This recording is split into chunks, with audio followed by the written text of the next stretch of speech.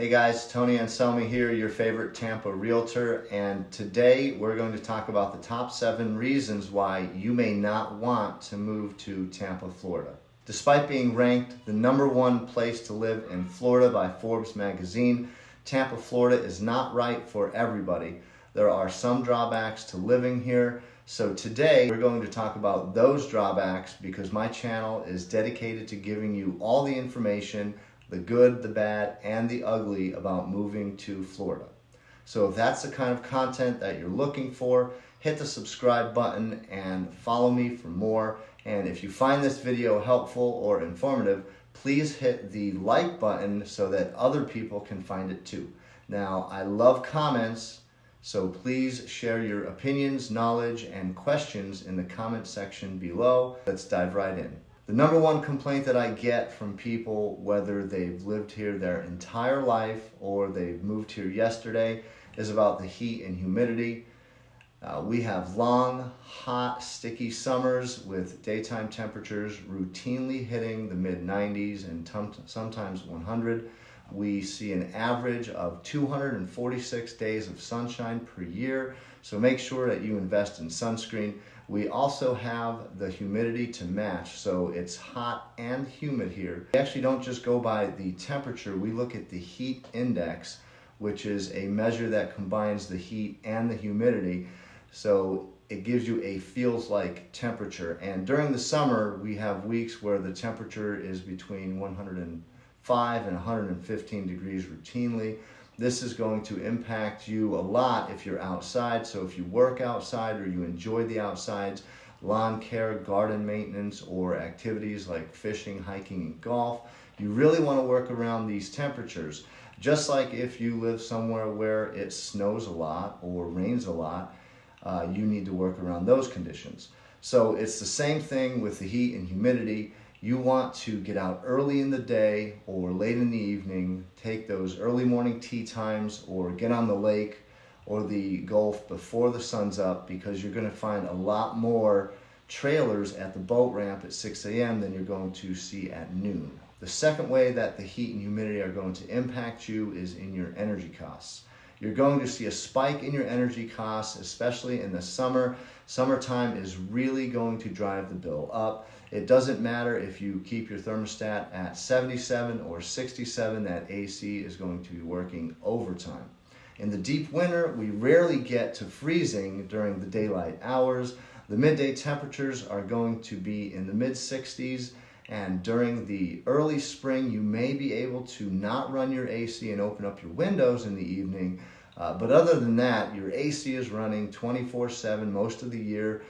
Springtime night temperatures are going to drop down to the upper 60s, low 70s, and daytime highs are going to be between the 80 and 85. So it's a great time to get out there and enjoy those outdoor activities that we talked about earlier. Along with the change in temperatures, we see a change in weather, and during the rainy season from May 25th through October 10th, we typically have severe weather in the afternoon and thunderstorms you can set by your watch. Now, these are long track storms that start out in the Gulf and they make their way inwards towards us and across the state. And with them, they can bring a lot of rain, lightning, and wind.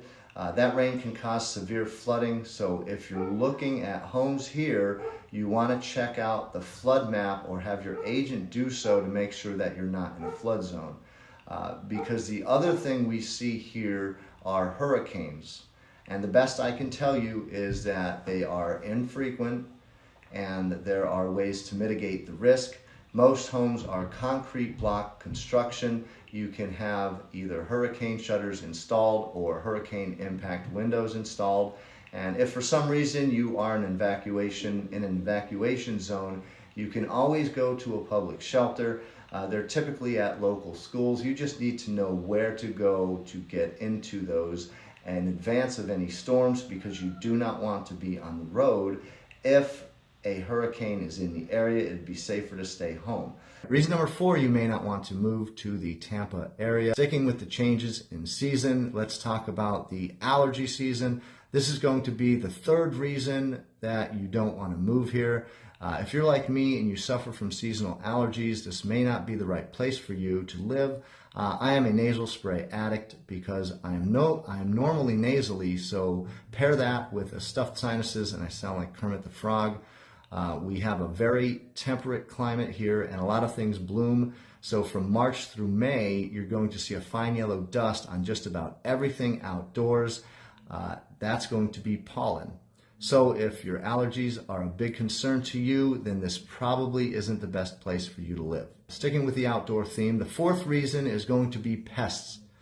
I get a lot of people that have questions about this. I kind of break it down into two categories: nuisance pests, and then there's pests that will damage your home. Nuisance pests are going to be things like ants, mosquitoes, and wasps. We have a lot of red wasps in the area and they're very territorial. So late in the spring and early summer, if you see them around your house, they're going to be a nest not far away. Just check underneath the eaves of your home and around your gutters, and soon enough you'll find that nest. Set up some of that spray that you can from 20 to 25 feet away, give it a couple of minutes, and then knock it down, and none of the wasps will go back there to rebuild. For mosquitoes, they love the shade. They're going to bother you if they're not going to bother you if you're out in the sun, but they are going to be your best friend if you're on a patio or a deck. So my recommendation is to buy a patio or a deck or a pool with a screen, or to have one put on there. You'll see a lot of screens on the pools here, and this is one reason why. If you're into doing things like hiking, then I suggest wearing some bug repellent. It works well against the local mosquitoes. With ants, if they're out in your yard and you're concerned about them because of your animals or kids, there are a couple things that you can do. There are chemical treatments and poison, but if you want to go the natural route, then one good thing you can do here is kick over the top of the mound and then sprinkle a bunch of cinnamon over it. You might have to do it a few times, but eventually the ants will leave and take their colony somewhere else. For some reason, they just do not like cinnamon. The bigger concern is actually wood-destroying insects. You may have never heard of carpenter bees, but they're like small black bumblebees, and they'll drill a hole through any kind of wood you have outside on the exterior of your home or on any of your outbuildings. So if you start noticing nickel-sized holes in the wood, it's probably carpenter bees. They're not real dangerous to people. They usually don't bug you, but they can do real harm to your wood. The easiest way to get rid of them is a carpenter bee trap. It's a block of wood with a hole drilled in it that leads to a mason jar, and you'll pull it out one day with no bees in it, and the next day you'll have 22 in there. So it's an easy way to get rid of carpenter bees. Now the bigger threat are going to be subterranean termites. We have quite a bit of termites in Florida. Termites can hit any property here. The best advice I can give you is make sure you buy a home with either a bond or a transferable warranty, or you do a termite inspection during your escrow or inspection period, and then get a bond or warranty after that. A termite bond or a warranty is just where a termite or some other pest control company is treating your property and inspecting it yearly for termites. If there's ever any damages, that bond or warranty will help cover the repairs. Homeowners insurance does not cover termite damage, so you'll also see garages with screens. The easiest way to get drywood termites is by leaving your garage door open during hot, humid days. These are the termites that require you to tent your home. Again, this is not covered by your homeowner's insurance, and it could be very pricey. Besides insects and bugs, we do have gators. If you see a body of water in Florida and you ask me, I will say yes, there are alligators in there. They're all over. Just think of them as your neighborhood stray cats. Just don't feed them. No, seriously, don't feed them. It's a $500 fine and up to 60 days in jail. Please don't feed the alligators. All right, that's enough about the outdoor stuff. Let's talk about the city itself. The fifth reason that you may not want to move to Florida is the urban sprawl. Over the years, we've had a lot of growth in Tampa, and for some reason, Tampa's chosen to grow out with commuters commuting upwards of an hour or more just to get into the city, into work. That's kind of coming back to bite us a little bit now. Of course, people are living out in the suburbs and commuting into the city, which is creating a lot more traffic. but it also means we don't have a lot of population density in those areas in the outlying suburbs. That can typically result in fewer stores, restaurants, and department stores coming to the area, leaving you with little bit fewer opportunities unless you're willing to commute into the city. Also, it means all of these things are clustered right around and throughout Tampa. Two examples of the biggest outlying areas that have big event spaces are the Mid-Florida Credit Union Amphitheater off of I-4 in the outskirts of Tampa, just close to Brandon, and also Tropicana Field across the bay in St. Pete, where the Rays play baseball. Everything else is going to be clustered around Tampa. If you live out in the suburbs, you're going to have to drive in to take advantage of these opportunities. This also means that getting in and out and driving through Tampa is difficult, but there are many walkable areas within Tampa. Tampa ranked 30 of 35 most walkable cities in the U.S. by Smart Growth. Uptown Tampa is rated the most walkable area in the city with a walkable score of 89. Most errands can be run on foot. Some of the places you can walk to in this neighborhood are the Curtis Hickson Waterfront Park, the Tampa Performing Arts Center, the Tampa Theater, and dozens of restaurants and bars.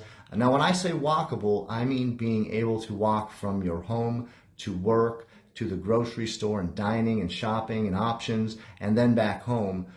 You're not just going to see this, you're just not going to see this in many suburban areas outside of the city, which has seen the most recent growth in years. Tampa's working on fixing this, but this is going to be a long time coming. And in conjunction to that, bike lanes, once you get outside of Tampa, can be hit and miss. You have some in the city center, but once you get out into the suburbs, they're not too common, and there are multiple bike trails, just not bike lanes for commuting. All right, this leads us to number 6, growing pains. Tampa feels like it's bursting at the seams sometimes with so many people moving here. This manifests itself in different ways. First, there's competition for housing, which really drove up prices for homes as well as rents. This puts a lot of people to the further out suburbs so that they could get a little bit more bang for their buck, either in the size of their home or the age of their home, or how big a lot that they can get their home put on. Now, while we're at about the national average for the state, we've risen above that average for Tampa, and this is increasing locally. So this also adds to the traffic problems, and it means that we are needing to accommodate more kids and adding more schools to accommodate this population issue. There are redistricting issues and rezoning issues over the years, and now it seems like they're happening yearly. We have new schools that have been built too, so that helps to alleviate the concerns, but it continues to grow and it is an issue, and it also means that your kids might need to ride the bus a little longer, or sometimes bus drivers may actually be doing 2 routes a day. Otherwise, other areas are going to feel this pain in things such as signing up for doctors, dentists, pharmacies, or if you have some kind of long-term management plan where you need medication, you definitely want to get this taken care of in advance, or get with your doctor before moving and have them get you an extended prescription filled before you move here. There are plenty of doctors, but finding one and finding your way to one might be the hard part. The last thing that I'm going to touch on here as a drawback that may prevent you from moving is the abundance of CDDs. This is a community development district, and it's an entity that develops the land, provides infrastructure and amenities, maintains the community and its amenities, and works to provide a higher standard of living for homeowners. Many new communities will boast low or no HOA fees, only to find out that there's a CDD fee up to $2,500 or more that are added to your yearly taxes. So please make sure that you know all of your fees and that you get with your agent to find these out.